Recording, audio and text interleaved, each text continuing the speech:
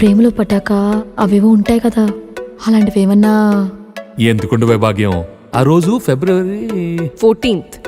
అప్పటి వరకు గుంపులో కలుసుకునే మేము కూసింత గుట్టుగా కలుసుకునేవా.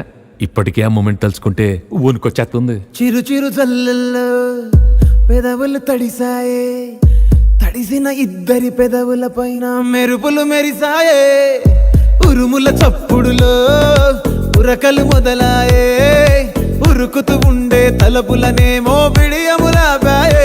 అడుగు అడుగు ముందుకు సరుపుకుని ఒకరికి ఒకరము చేరువై ఊపిరి తగిలేటంతగా ముఖములు ఎదురుగా ఉంచామే. ముద్దు పెట్టేశావా బా?